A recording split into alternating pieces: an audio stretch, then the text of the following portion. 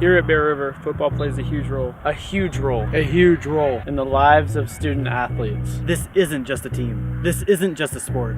This is a brotherhood. Brotherhood. Brotherhood. Brotherhood. Brotherhood. You might think it's easy to play football on another school's field, but that's not true. But that's not true. That's not true. You know us at home. You know us at home. But you don't know the Bruins away. Away. Away. We are Bruins away. We are Bruins away. We are Bruins away.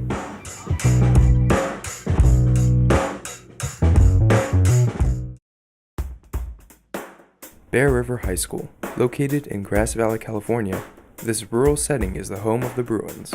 With a student body of around 650, the brick facades of this school has served Nevada County residents for over 30 years.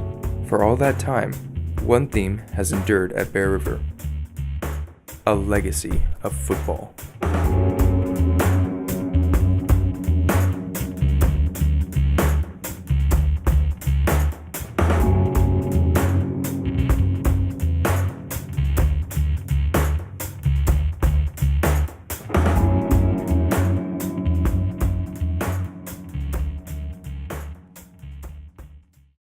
Coach Logue, if you could tell us nice and clear your first and last name and your official title on here at Bear River. Terry Logue. I'm co-head football coach here with Scott Savoy. Been here since 1987. Do you remember your first away game? Yeah, my first high school game ever as a freshman was, I went to Paradise High School over by Chico, and our first game was at Quincy, way up the Feather River Canyon. I remember it was a pretty long bus ride, and we got up there, and the field was like a cow pasture. And but yeah, that was my first away game. One of the worst things that happened to me was this year at Orland. I got food poisoning about an hour before the game.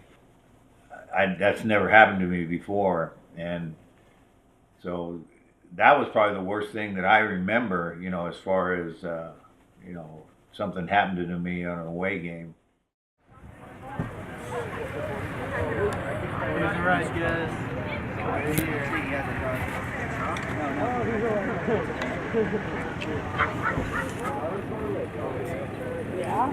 All the way to Orland. Sorry, The day of the first away game. Bruin football players are optimistic. For the 2016 football season, the Bruins are scheduled to play 4 away games: Orland, Sutter, Colfax, and Placer. Usually, the Bruins take charter buses to away games. Today, because of an unexpected insurance technicality, football players are riding in private cars to the game. This is the first time in Bruin history that Bear River is facing off against the Orland Trojans. Are you serious? Are you looking at my legs? Like, compare them to yours. No one knows quite what to expect from this game. After the usual gathering of gear, players load up and settle in for the almost 2-hour drive to Orland, California.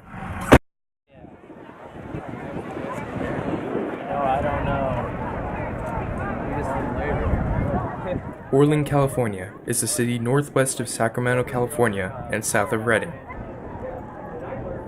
It's a largely agricultural town. The population here is 7,291 people. Orland High School is the home of the Trojans.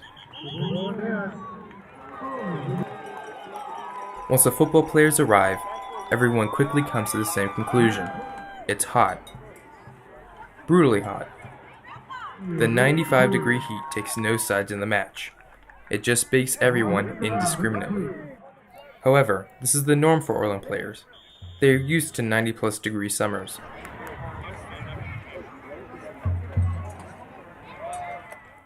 Despite the stifling heat, JV is playing extremely well.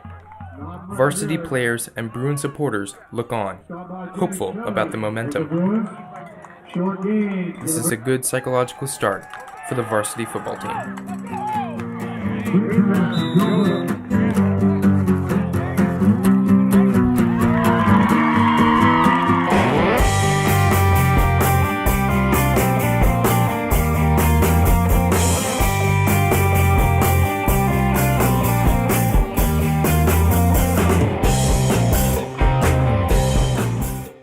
Ultimately, the junior varsity football team destroys the Orland Trojans 19-7.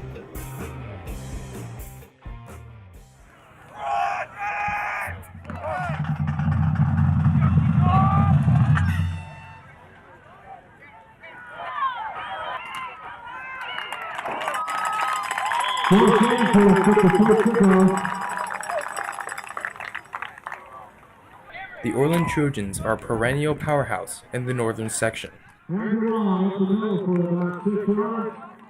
As the Bruins quickly discover, the Trojans' offense is brutal. A daunting wave of big offensive linemen. Trojan defense offers little relief as well.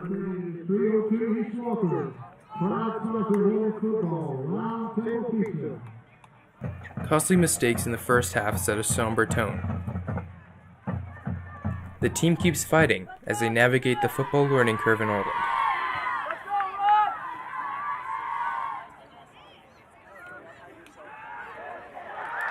The Bruins can't seem to catch a break. Two of the Bear River scoring plays are held back. Daniel Evans up to about the 47-yard line. It's an unfortunate turn of events, but at least the team is now feeling a surge of positive momentum.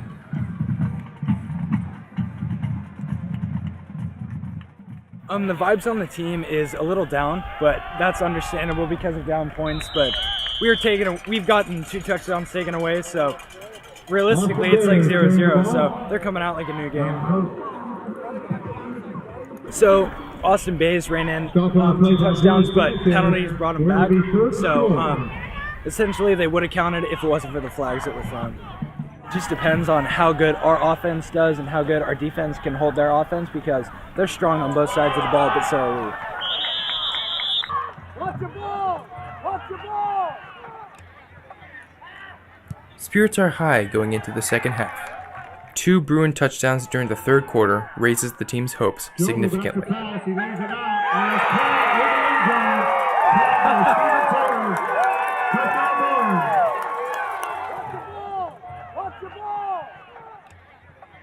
Yeah, we battled. We had a rough first half. It's tough. Long road trip, 2 hours away. Then they have to sit around and wait while the JV plays. While these guys are at home, they're comfortable. So, slow starts. You see that all the time. I think the defense has really picked it up here in the second half. So we're right where we need to be with about 4 minutes to go in the third quarter. We're in the game, and we're on the road, and that's perfect.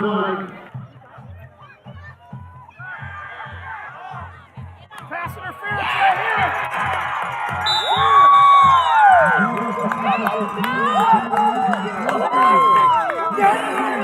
Let's go!